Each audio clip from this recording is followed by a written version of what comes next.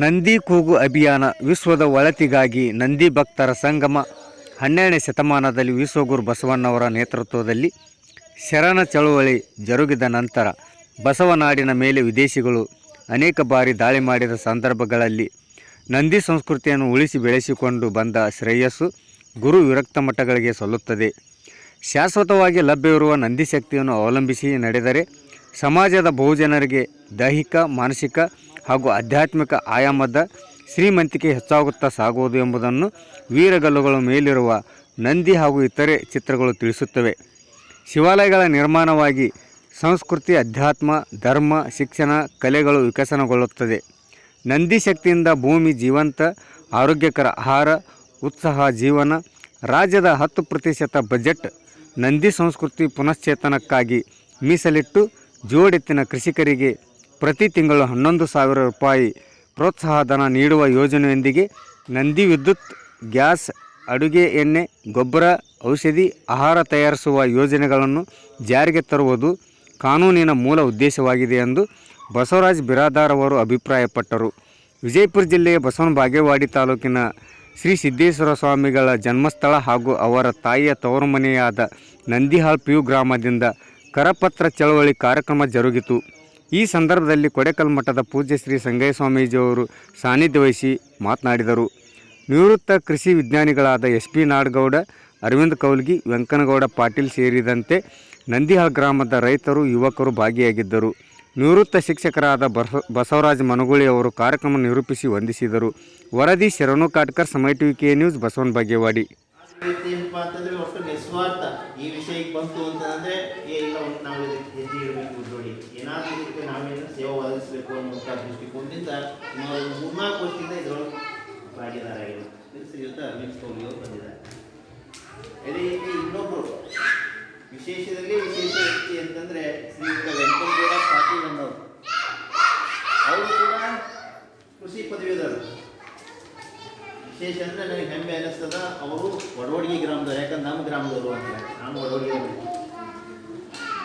ಅದು ಮುಂದಿನ ಹಂತಕ್ಕೆ ಏನಾದರೂ ಒಂದು ಕಾರ್ಯ ತಲುಪಬೇಕಾಗಿತ್ತು ಅಂತಂದರೆ ಅವರು ತನ್ನ ಮನ ಧನದಿಂದ ಇದಕ್ಕೆ ಬೆಂಬಲವಾಗಿ ನಿಂತವರು. ಅವರು ಹುದ್ದೆಗಳಾಗಿರ್ತಾರೆ. ಇವಾಗ ಒಂದೇ ಮಾತು ನಾವು ಅಂದೇವಿ, ಅಲ್ಲಿಂದ ಇಲ್ಲಿ ಬಂದಾರ. ಈ ರೀತಿಯ ಎಲ್ಲೇ ನಾವು ಮಾಡಿದ್ರು ಕೂಡ ಪಟ್ಟನೆ ಹೌದು ಈ ಕಾರ್ಯಕ್ಕೆ ಸ್ಪಂದನೆ ಮಾಡಬೇಕು ಅನ್ನುವಂಥ ಈ ನಿಟ್ಟಿನಲ್ಲಿ ಇದಕ್ಕೆ ಮಾರ್ಗದರ್ಶನ ಮಾಡಬಾರದು ಅನ್ನೋದು ಇದಕ್ಕೆ ಸಂಪೂರ್ಣವಾಗಿ ಬೆಂಬಲ ಕೊಡ್ತಾ ಬರ್ತಾ ಇರುವಂಥದ್ದು ಶ್ರೀಯುತ ವೆಂಕನಗೌಡ ಪಾಟೀಲ್ ಅವರು. ಇನ್ನೊಂದು ಈ ಗ್ರಾಮದ ವಿಶೇಷತೆ ನಿಮಗೆ ಹೇಳಬೇಕಾಗಿತ್ತು ಅಂತಂದ್ರೆ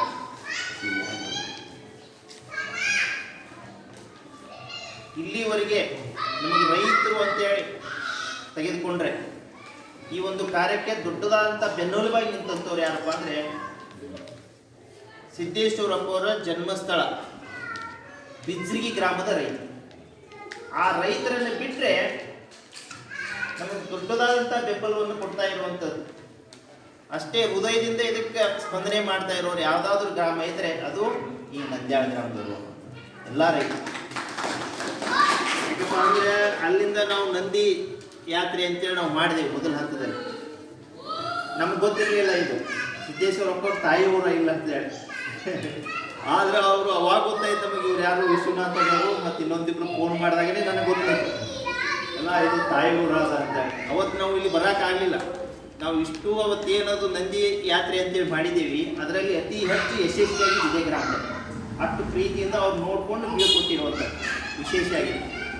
ಅದ್ರ ಜೊತೆಯಲ್ಲಿ ನಾವು ಇನ್ನೊಂದು ಇಲ್ಲಿ ದೊಡ್ಡದಾದಂಥದ್ದೊಂದು ಕಾರ್ಯಕ್ರಮ ಮಾಡಿದೆವು. ಒಂದು 108 ಎತ್ತಿನ ಬಂಡಿ ಕೂಡಿಸ್ಬೇಕಂದ್ರೆ 140 ಎತ್ತಿನ ಬಂಡಿ ಬಂದು ಅಲ್ಲಿ ಇಲ್ಲಿಂದ ಎತ್ತಿನ ಬಂಡಿ ಅಲ್ಲಿಗೆ ಬಿಜ್ಜರಿಗೆವರೆಗೆ ತೆಗೆದುಕೊಂಡ್ಬಿಟ್ರಿ ನೀವೇ ನಿಮ್ಮ ಗ್ರಾಮದವರು. ಆದರೆ ಈ ಥರ ಆಗ್ತಾ ಆಗ್ತಾ ಆಗ್ತಾ ಆಗಿ ಇವತ್ತಿನ ದಿವಸ ನಮ್ಮನ್ನೆಲ್ಲ ಒಂದು ಯಾವ ಸ್ಥಳಕ್ಕೆ ಬಂದು ಪೂಜ್ಯ ಶ್ರೀ ಸಿದ್ದೇಶ್ವರಪ್ಪ ಅವರು ನಮ್ಮನ್ನು ತಂದು ನಿಲ್ಲಿಸ್ಯಾರ ಅಂತಂದರೆ ನಾವು ಮಾಡಿದಂಥ ಕಾರ್ಯ ಇವತ್ತೇನು ನಾವು ಮಾತಾಡ್ತಾ ಇದ್ದೀವಿ ಈ ಒಂದು ಪವಿತ್ರ ಸ್ಥಳದಲ್ಲಿ ಈ ಮಾತನ್ನು ಇದೇ ವಿಚಾರಗಳನ್ನು ಮುಂದಿನ ಕೇವಲ 10 ವರ್ಷಗಳಲ್ಲಿ ಜಗತ್ತಿನ 90% ಜನ ಇವೇನು ನಾವು ಮಾತಾಡ್ತೀವಿ ಇದೇ ವಿಷಯವನ್ನು ಮಾತಾಡ್ತಾ ಇರ್ತಾರೆ ಅಂತ ಹೇಳ್ತಾರೆ.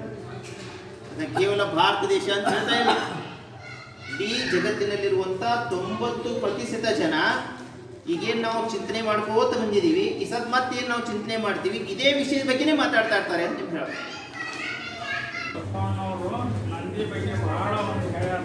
ಭಿನ್ನಜ್ಜ ಯುಗದಲ್ಲಿ ಋಷಭ ಅವತಾರನಾಗಿ ಬಂದು ಅಗ್ನಿಗಾರಿಗೆ ಯುದ್ಧ ನಡೆದಾಗ ಜಲಪ್ರಳಯದಲ್ಲಿ ಎಲ್ಲ ದೇವಾನುದೇವತೆಗಳನ್ನು 30 ಕೋಟಿ ದೇವಾದೇವತೆಗಳನ್ನು ಕೂಡ ಒಂದು ಸಂರಕ್ಷಣೆ ಮಾಡಿದಂಥ ಹೆಸರು ಆ ನಂದಿಗದ.